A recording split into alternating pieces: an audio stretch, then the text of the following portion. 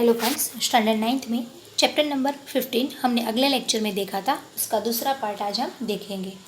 अगले लेक्चर में हमने देखा था कि मदन नाम का लड़का जो पहाड़ी विस्तार में रहता है और फिर वो किस प्रकार काम करता है और जगदीश बाबू किस प्रकार उसके परिचय में आते हैं और फिर दाजू यानी कि अपने बड़े भाई का स्वप्न देखकर जगदीश बाबू के अंदर उसकी छवि महसूस करता है और लगता है कि जैसे मेरा बड़ा भाई ही यहाँ आ गया है। आगे आगे देखें तो 2-4 दिनों में मदन और जगदीश बाबू के बीच की अजनबीपन की खाई दूर हो गई। टेबल पर बैठते ही मदन का स्वर सुनाई देता। अजनबीपन की खाई यानी कि जो पहले पहचानते नहीं थे। उसके बाद जगदीश बाबू ने पूछा कि वो किस गांव का है, तो अपने गांव के नज़दीक का आदमी होता है तो फिर क्या होता है कि थोड़ा अपनापन बढ़ जाता है। जैसे हम विदेश में जाते हैं, इंडिया के लोग अगर मिल जाते हैं, हमारे गांव के आसपास के लोग मिल जाते हैं तो हमें कितनी खुशी होती है। वैसा ही कुछ यहाँ जगदीश बाबू के बीच जो मदन अकेलापन महसूस करता था, उसकी बजाय अपनापन वो खाई को दूर कर देता है और लगता है कि जैसे वो हमारा ही भाई है। और टेबल पर बैठते ही मदन उसका स्वर यानी कि आवाज़ देता, दाजू जय हिंद, यानी कि वो जय हिंद ही बुलाता था। दाजू ने कहा, आज तो ठंड बहुत है। दाजू क्या यहाँ ह्यू यानी कि हिम पड़ेगा? दाजू दाजू कहता था, जगदीश बाबू नहीं कहता था, और दाजू का अर्थ ही है बड़ा भाई। तो हमेशा वो काम करने वाला व्यक्ति जगदीश बाबू एक इज्जतदार आदमी के रूप में वहाँ काम आता था और शायद दाजू दाजू शुरुआत में वो कहता था और बातें भी करता था कि हिम पड़ेगा कि नहीं, ऐसी बातें सामान्य बातें होती रहती थी। दाजू आपने तो कल बहुत थोड़ा खाना खाया।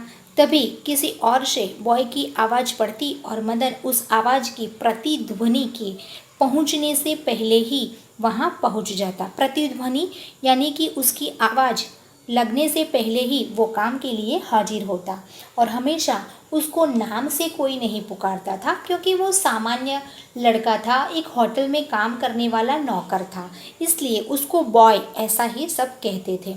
लेकिन मदन नाम कहते ही दाजू जो जगदीश बाबू है उसको इस नाम सुनते ही या नाम से पुकारते ही वो बहुत खुश हो जाता था। लेकिन फिर भी कितना हौसला वो काम करता रहता था। आर्डर लेकर फिर जाते जाते जगदीश बाबू से पूछता, दाजू कोई चीज़, यानी कि हमेशा जगदीश बाबू की सेवा में वो हाजिर ही रहता था। भले ही दूसरे मेजों पर काम करता हो, लेकिन बारी बारी जगदीश बाबू को पूछता रहता था, पानी लाओ। लाया दाजू शब्द को उतनी ही आतुरता और लगन से दोहराता जितनी आतुरता से बहुत दिनों के बाद मिलने पर भी माँ अपने बेटे को चूमती है। यानी कि बहुत दिनों के बाद अपना बच्चा जो बाहर से आता है और माँ उसको देख के खुश हो जाती है, उतने ही लाड़ प्यार से वो काम करता, उतनी ही आतुरता से, उतनी ही लगनता से वो पानी देता और उतने ही भाव के साथ जगदीश बाबू की वो सेवा करता था, क्योंकि उसमें उसकी छवि अपने बड़े भाई की दिखती थी। कुछ दिनों के बाद जगदीश बाबू का एकाकीपन दूर हो गया। उनको भी अपनापन महसूस होने लगा। उसको जो वातावरण नया था वो अभी नया नहीं लगने लगता था, अच्छा लगता था, क्योंकि वो मदन से बातचीत करता था और बातचीत करने पर उसे उसकी गांव की याद भी आ जाती थी और उसके भरोसे वो याद भी कर लेता था। उन्हें अब चौक कैफ़े ही नहीं, सारा शहर अपनेपन के रंग में रंगा हुआ सा लगने लगा। यानी कि चौके में, कैफ़े पर और सारे शहर में उनकी पहचान बढ़ गई थी और अपने रंग में वो रंग गए थे। उन्हें अब शहर नया नहीं लगता था, पर उन्हें बार बार दाजू कहलाना अच्छा नहीं लगता था और यह था कि दूसरी टेबल से भी दाजू। और मदन स्वाभाविक रूप से बच्चा था और मानता था, इसीलिए शायद हमेशा दाजू दाजू कहता था। लेकिन जब भी जगदीश बाबू का शहर में पहचान बढ़ जाती है तो ये सामान्य लड़का जो एक नौकर का काम करता है, अगर दाजू कहता है तो उसको बुरा लगता है। इसलिए अब दूसरे टेबल से भी जो दाजू कहे तो जगदीश बाबू को अच्छा नहीं लगता था। मदन इधर आओ। आया दाजू। दाजू शब्द की आवृत्ति पर जगदीश बाबू के मध्यम वर्गीय संस्कार जाग उठे। अपनत्व की पतली डोर अहम की तेज धार को आगे न टिक सकी। अहम यानी कि घमंड, ईगो शुरुआत में जब कोई पहचानता नहीं था तो उनको अहम या ईगो नहीं था, लेकिन अब लोग उन्हें जानते थे और मध्यम वर्गीय संस्कार थे, ऊंचे संस्कार नहीं थे।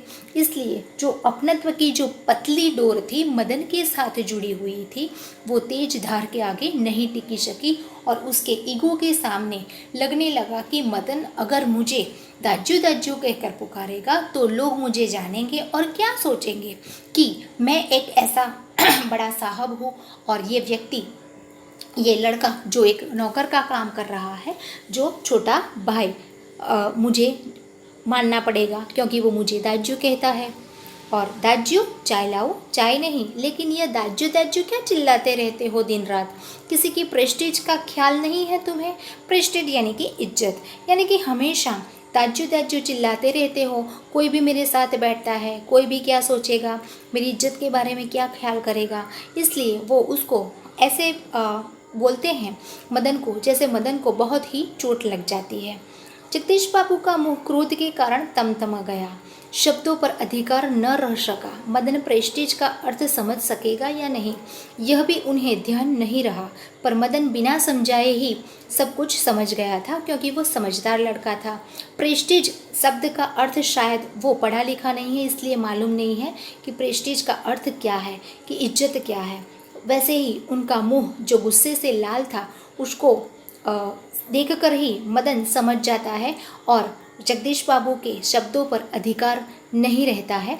वो वैसे तैसे उसको बोल देते हैं और बेचारा मदन 10 साल का लड़का, उसकी समझ में जो आया वो बिल्कुल समझाए बिना समझ जाता है कि शायद जगदीश बाबू को मैं दाजू कहता हूँ वो अच्छा नहीं लगता है। मदन को जगदीश बाबू के व्यवहार से गहरी चोट लगी। मैनेजर से सिरदर्द का बहाना कर वह घुटनों में सिर दे कोठरी में सिसकियाँ भर भर कर रोता रहा, क्योंकि उसके पास चुप कराने वाला तो कोई था नहीं और शायद मैनेजर के सामने वो रो भी नहीं सकता था। और ऐसे व्यवहार के साथ उसको गहरी चोट लगी है, इसलिए वो शायद बेचारा अपनी कोठरी में जाता है और 2 घुटनों के बीच अपना सर रख देता है और सिसकियाँ भर भर कर रोता है। शायद उसको शांत कराने वाली वहाँ उसकी दीदी, उसकी ईजा या उसका बाबा कोई भी नहीं था। कितना करुण दृश्य है कि एक बच्चा बेचारा उसकी भावनाओं को न समझकर ऐसा करने पर वो बेचारा लड़का किसी के सामने बोल भी नहीं सकेगा कि मेरे साथ ऐसा व्यवहार किया गया है, या तो फिर उसको दुख हुआ है वो भी किसी को बता नहीं सकता था।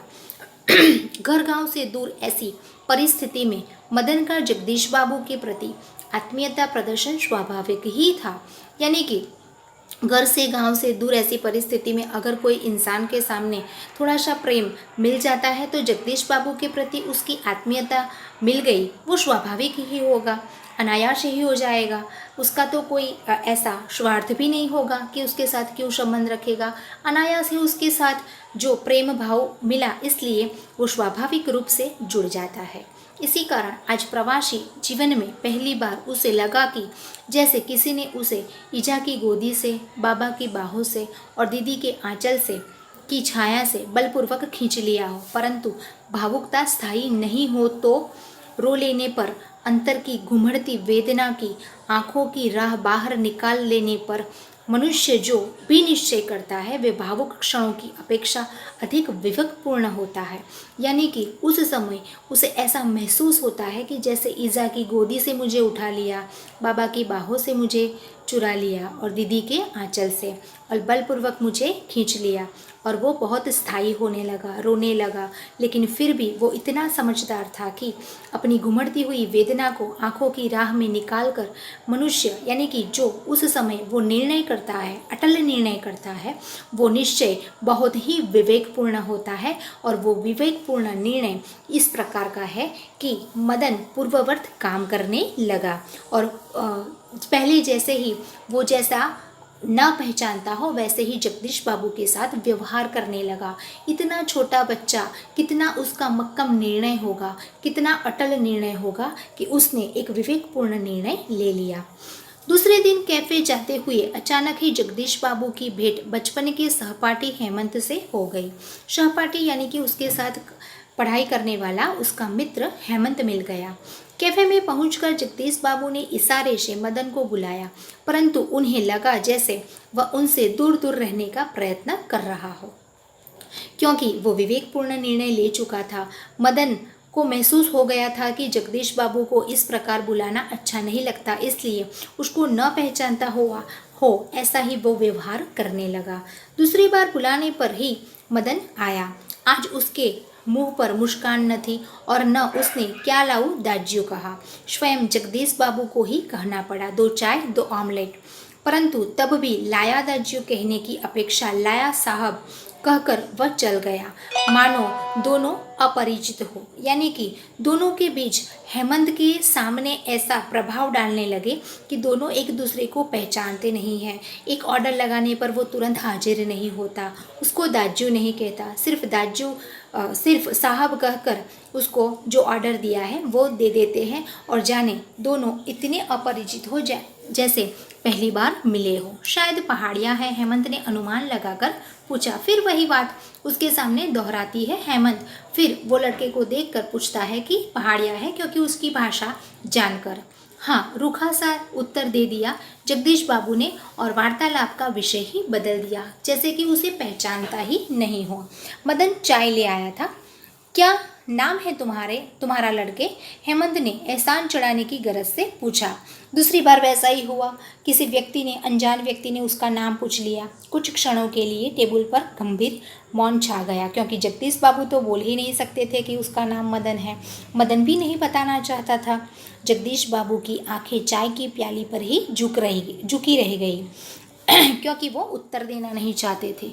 मदन की आंखों के सामने विगत स्मृतियाँ घूमने लगी। विगत यानी कि जो बीती हुई बातें हैं वो याद करने लगे मन के अंदर। जगदीश बाबू का एक दिन ऐसे ही नाम पूछना, फिर दाज्यू आपने तो कल थोड़ा ही खाया, और एक दिन किसी की प्रेस्टीज का ख्याल नहीं रहता तुम्हें। ये सारी बातें उनके माइंड के अंदर घूमने लगी, स्मृतियाँ छाने लगी। जगदीश बाबू ने आंख उठाकर मदन की ओर देखा। उन्हें लगा जैसे एक ज्वालामुखी सा फूट पड़ेगा, क्योंकि दोनों गुस्से से लाल थे। मदन और जगदीश बाबू दोनों जानते थे कि उनके बीच क्या हुआ है, इसलिए दोनों का चेहरा देखने जैसा था। हेमंत ने आग्रह के स्वर में दोहराया, क्या नाम है तुम्हारा? बॉय कहते हैं साहब मुझे।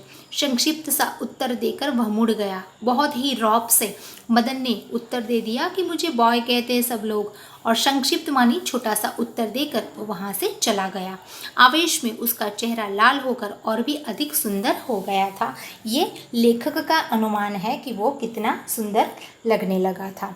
यानी कि अंत में वो यही बताना चाहते हैं कि वो एक पराया ही लड़का है और उसके आसपास के कोई भी व्यक्ति अगर मिल जाए तो उसके साथ अपनत्व होने के बाद भी वो अपनत्वहीन जैसा लगने लगा था, इसलिए उसके साथ व्यवहार बढ़ाना नहीं चाहते थे, न हेमंत को बताना चाहते थे। यानी कि अपना होते हुए भी जगदीश बाबू अपनी प्रेस्टीज, अपनी इज्जत के ख्याल रखते हुए एक छोटे से बच्चे के मन के अंदर कितना आघात पहुंचाते हैं, ये बात शेखर जोशी जी ने यहाँ बताई है। यानी कि लाइफ में हमें ऐसा व्यवहार किसी छोटे बच्चे के साथ नहीं करना चाहिए, और हो सके तो हम उसको हेल्प या अपनी थोड़ा सा प्यार दे सकते हैं। यही इस चैप्टर का संदेश है। Thank you.